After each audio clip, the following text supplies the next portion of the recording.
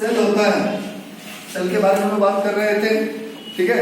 इसमें मैंने आपको ये बताया था कि जितने भी सेल के ऑर्गेनेल्स होते हैं, ठीक है, उनको ब्रॉडली हमने दो भागों में डिवाइड कर दिया था। एक जो हम माइक्रोस्कोप के अंदर देख सकते हैं, ठीक है, और कुछ ऑर्गेनेल इतने छोटे होते हैं कि वो इवन माइक्रोस्कोप के अंदर दिखाई नहीं देते, जो कंपाउंड माइक्रोस्कोप हमारे पास अवेलेबल होते हैं, ठीक है। तो उन्हें हम इलेक्ट्रॉन माइक्रोस्कोपिक स्ट्रक्चर कहते हैं। तो सेल के अंदर जितने भी ऑर्गेनेल होते हैं उन्हें हमने दो भागों में डिवाइड कर दिया, या तो माइक्रोस्कोपिक स्ट्रक्चर होंगे, माइक्रोस्कोपिक स्ट्रक्चर होंगे, या वो इलेक्ट्रॉन माइक्रोस्कोपिक स्ट्रक्चर होंगे, इलेक्ट्रॉन माइक्रोस्कोपिक स्ट्रक्चर होंगे। तो जैसे सेल के अंदर यदि आप माइक्रोस्कोप में देखो तो आपको तीन चार चीजें दिखाई देंगी। जैसे आप माइक्रोस्कोप में किसी सेल को देखोगे ना, तो जैसे प्लांट सेल को हम देख रहे हैं, तो प्लांट सेल में क्या दिखाई देगा, इस तरीके का तुम्हें सेल्स दिखाई देंगे, ठीक है। रेक्टेंगुलर शेप का यदि सेल दिखाई दे रहा था, आपको मालूम होगा कि प्लांट सेल जो होते हैं वो रेक्टेंगुलर शेप के होते हैं, जबकि एनिमल सेल जो होते हैं वो राउंड और ओवल शेप के होते हैं। तो उसमें ये वाला जो है ये सेल वॉल है, ये क्या है, सेल वॉल। ये जो आपको एक डार्क रीजन दिखाई देगा वो है न्यूक्लियस, वो क्या है, न्यूक्लियस। और जो ये पूरा ब्लैंक एरिया आपको दिखाई दे रहा है, दिस इज साइटोप्लाज्म, ठीक है। यदि आप चिक सेल निकाल कर देखते हैं, ठीक है, तो उसमें वही चीज आपको ऐसे दिखाई देगा, ऐसे राउंड राउंड शेप के, ठीक है। इसमें भी ऐसे डार्क स्पॉट दिखाई देगा। तो प्लांट सेल देखो या एनिमल सेल देखो, इन सभी में वॉल, प्लांट सेल और सेल वॉल, नहीं तो सेल मेम्ब्रेन। एनिमल सेल के अंदर सेल वॉल नहीं होता है, सेल मेम्ब्रेन होता है, ठीक है। तो ये सेल मेम्ब्रेन ही दिखाई दे रहा है। इसके अलावा न्यूक्लियस आपको दिखाई देगा, साइटोप्लाज्म दिखाई देगा, हाँ या नहीं। इसके अलावा और जो आपको स्ट्रक्चर्स है, जैसे आपको मालूम होगा माइटोकॉन्ड्रिया है, गोल्गी कॉम्प्लेक्स है, एंडोप्लाज्मिक रेटिकुलम है, ये बहुत सारे ऑर्गेनेल होते हैं जो सेल के अंदर थे, जिनके बारे में हम लोग बात करेंगे, ठीक है। वो स्ट्रक्चर्स आपको कहाँ दिखाई देंगे, इलेक्ट्रॉन माइक्रोस्कोप के अंदर ही, इसीलिए हम उन्हें इलेक्ट्रॉन माइक्रोस्कोपिक स्ट्रक्चर भी कहते हैं। आया समझ में? Yes sir. अब इनमें मैंने आपको सेल वॉल के बारे में बता दिया था, सेल मेम्ब्रेन। सेल वॉल और सेल मेम्ब्रेन ऐसे समझ लो, सेल वॉल जो होता है वो केवल प्लांट सेल के अंदर होता है, and it is made of cellulose, ठीक है। जबकि सेल मेम्ब्रेन जो होता है वो सेल, प्लांट सेल और एनिमल सेल दोनों में होता है। प्लांट सेल में सेल वॉल के जस्ट नीचे में एक मेम्ब्रेन टाइप का स्ट्रक्चर होता है, ऐसे सटा हुआ, उसे हम प्लाज्मा मेम्ब्रेन कहते हैं, ठीक है। तो plasma membrane will be present in both plant cell as well as animal cell, but the cell wall will be only present into the plant cell, ठीक है। तो आज जो बेसिकली हम लोग डिटेल में बात करेंगे, we will talk about the nucleus. इसके बारे में बात करेंगे, न्यूक्लियस। तो न्यूक्लियस जो होता है that is also called as the master of cell. This is the most important organelle, most important organelle of the cell, and commonly they lies in the center of the cell. इसकी एक खास बात और होती है, यदि किसी cell के कोई सेल लिविंग है तो उसके अंदर न्यूक्लियस का होना बहुत जरूरी है, न्यूक्लियस एंड साइटोप्लाज्म। यदि ये दोनों चीजें किसी भी सेल के अंदर मिल रहा है तो ये समझ लेना कि वो सेल लिविंग है, और इनमें से कोई एक भी एब्सेंट है तो इसका मतलब वो डेड सेल है, ठीक है। तो मैंने ये कहा आपको कि nucleus master of the cell है। मास्टर ऑफ द सेल इसलिए कहते हैं, मास्टर का काम क्या होता है, to control the students, yes और no. In the similar manner जो न्यूक्लियस होता है, they contain all those informations which will be regulating the function of other organelles. जैसे सेल के अंदर और भी तो ऑर्गेनेल हैं, जैसे मैंने आपको कहा माइटोकॉन्ड्रिया है, एंडोप्लाज्मिक रेटिकुलम है, गोल्गी कॉम्प्लेक्स है, राइबोसोम्स है, ऐसे बहुत सारे ऑर्गेनेल हैं। तो वो कैसे काम करेंगे, इस चीज को रेगुलेट कौन करता है, न्यूक्लियस। न्यूक्लियस। तो इसीलिए nucleus is called as the most important और the master of the cell, ठीक है। अब यदि हम न्यूक्लियस की बात कर रहे हैं, इसको सबसे पहली बार जिस व्यक्ति ने ऑब्जर्व किया था, फर्स्ट टाइम जिसने ऑब्जर्व किया था, उसका नाम था Robert Brown. Discovered the nucleus in the cell. ठीक है, अब यदि आप, जैसे मैंने आपको कहा कि it is the most important organelle of the cell because it is controlling all the activities which has to take place into the cell. Cell के अंदर जितने भी काम होने हैं उनको कंट्रोल करने वाला कोई तो चाहिए होगा, तो वो सब कंट्रोल कहां से होते हैं? न्यूक्लियस से। ऐसा समझ में? अब यदि आप न्यूक्लियस को देख रहे हो तो न्यूक्लियस जो होता है that consist of 5 components. Nucleus जो होता है वो 5 कंपोनेंट को मिलकर बनता है। इसमें एक तो है तुम्हारा न्यूक्लियर मेम्ब्रेन, न्यूक्लियर मेम्ब्रेन, दूसरा है nuclear core, nuclear core, third is nucleoplasm, nucleoplasm, fourth one is nucleolus and fifth one is chromatin material, chromatin material.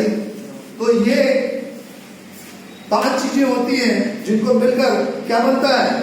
Nucleus. तो एक कंप्लीट न्यूक्लियस में ये 5 चीजें होंगी। अब इसमें देखिए, जैसे मान लीजिए ये एक सेल है, ठीक है, तो इसके यहां पर सेंटर में न्यूक्लियस होता है और न्यूक्लियस के अंदर जो उसकी आइडेंटिटी को मेंटेन करता है, उसकी आइडेंटिटी को बनाए रखता है, वो होता है न्यूक्लियर मेम्ब्रेन। एक ऐसा मेम्ब्रेन जो न्यूक्लियस की आइडेंटिटी को बनाए हुए है, so that will be called as what? Nuclear membrane. कैसे आइडेंटिटी को बनाए हुए समझो, ये एक रूम है या नहीं है? इस रूम की आइडेंटिटी कौन बना रहा है? These 4 walls, yes or no? यदि मान लो ये दीवार भी हटा दूं, इस दीवार को भी हटा दूं, इस दीवार को भी हटा दूं, उस दीवार को भी हटा दूं, और उसके बाद कहूं ये रूम है, तो क्या ये रूम है? नहीं। मतलब इस रूम की आइडेंटिटी को मेंटेन किए हुए ये 4 walls। उसी तरीके से ये जो सेल है, सेल की आइडेंटिटी को मेंटेन किए हुए सेल मेम्ब्रेन।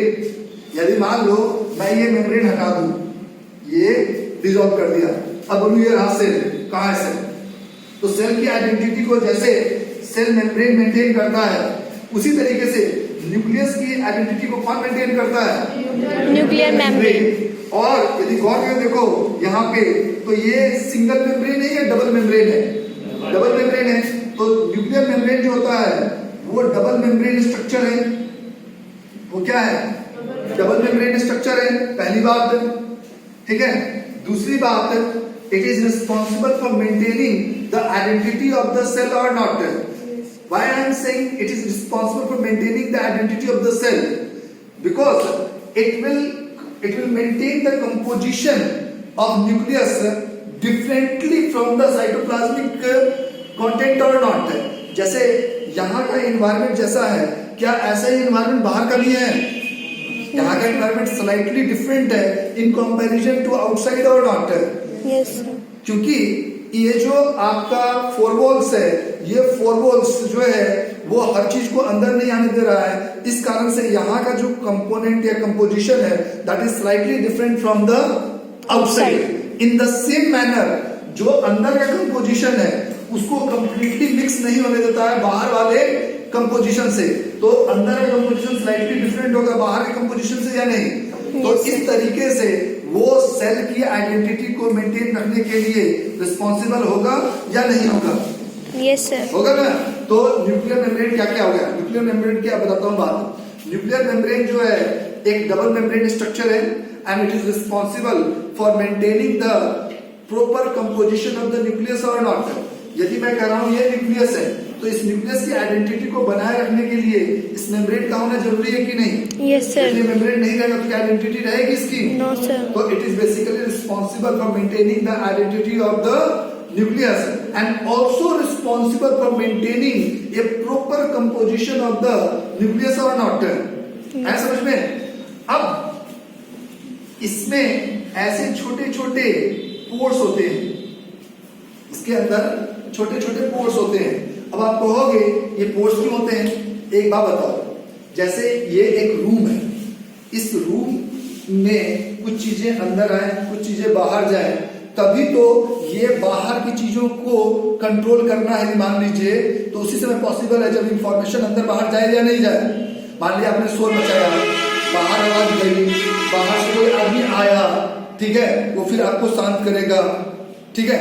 या मान लीजिए मैं यहाँ पर हूँ और मुझे कोई इंफॉर्मेशन बाहर भेजना है, तो I will have to allow them or I have to go outside and give them certain instruction or not, ठीक है। तो उसी तरीके से मैं जब कह रहा हूं कि न्यूक्लियस जो है it is controlling the whole cell, तो जो इंफॉर्मेशन इसको बाहर भेजना है, तो कुछ इंफॉर्मेशन अंदर बाहर से अंदर आना चाहिए और कुछ इंफॉर्मेशन अंदर से बाहर जाना चाहिए या नहीं जाना चाहिए। यदि ये कंप्लीटली कट ऑफ होता तो क्या ये इस सेल के किसी भी फंक्शन को कंट्रोल कर पाता? No, sir. नहीं। यदि मान लीजिए मैं इस फोरबॉल को पूरे चिनाई कर दूं, ना इधर यहाँ से कोई चीज बाहर जाएगा ना कोई चीज अंदर आएगा, तो क्या ये पूरी तरीके से बाहर से कट ऑफ हो जाएगा? नहीं हो जाएगा। लेकिन यदि बाहर से इसका रिलेशन मेंटेन रखना है तो हमें इंफॉर्मेशन का एक्सचेंज होना जरूरी है कि नहीं है?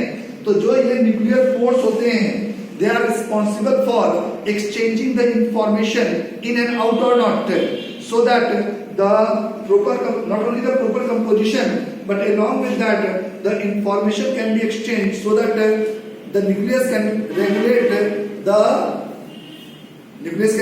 the cell or not. Cell. तो इसके लिए ये न्यूक्लियर पोर्ट का होना जरूरी है या नहीं है? Yes, sir. ठीक है। इसके बाद जो न्यूक्लियोप्लाज्म, जैसे साइटोप्लाज्म होता है, साइटो मतलब सेल, प्लाज्म मतलब liquid, the liquid part of the cell is called as what? Cytoplasm. तो न्यूक्लियोप्लाज्म, प्लाज्म मतलब लिक्विड, न्यूक्लियो मतलब न्यूक्लियस, तो the liquid part of nucleus is called as what? Nucleoplasm. Nucleoplasm, because there will be various processes that has to be carried out inside the cells, because the information has to move in and out or not.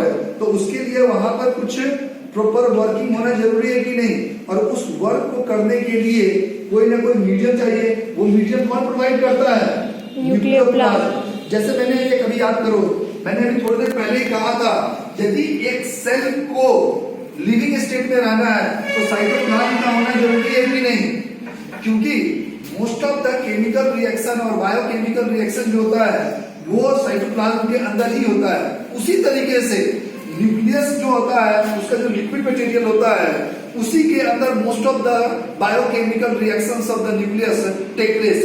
So that's why the nucleoplasm is one of the most important component into the nucleus और not? आया समझ में? तो nucleoplasm क्या है? It is the liquid part of the nucleus. ये क्या है? Liquid part of Nucleus. nucleus, liquid part of nucleus in which various metabolic reactions or biochemical reactions take place. So that's why it is very important for the nucleus or not. Yes. समझ में? Next we move toward the nucleoplasm. यदि आप nucleus को बहुत गौर से देखेंगे तो nucleus के अंदर एक डार्क रीजन आपको दिखाई देगा। मान लीजिए जैसे ये डार्क रीजन है, इसमें एक पर्टिकुलर जगह और थोड़ा डार्क दिख रहा है, ठीक है। तो वो जो मोस्ट डार्क रीजन दिखाई देगा छोटा सा न्यूक्लियस के अंदर, so that is called as nucleolus. That is called as what? Nucleolus. ठीक है। ये वो प्लेस होता है जहां पर which is containing large amount of RNA and protein. तो ये दोनों चीजों के प्रेजेंस के कारण ये काफी कंडेंस स्टेट में होता है। यहाँ पर आरएनए वो एक ऐसा सेगमेंट होता है जो इंफॉर्मेशन को बाहर ट्रांसमिट करने के लिए रिस्पॉन्सिबल होता है, ठीक है। तो यहाँ पे आरएनए और प्रोटीन लार्ज अमाउंट में होते हैं, so that the whatever the information that has to be passed out for the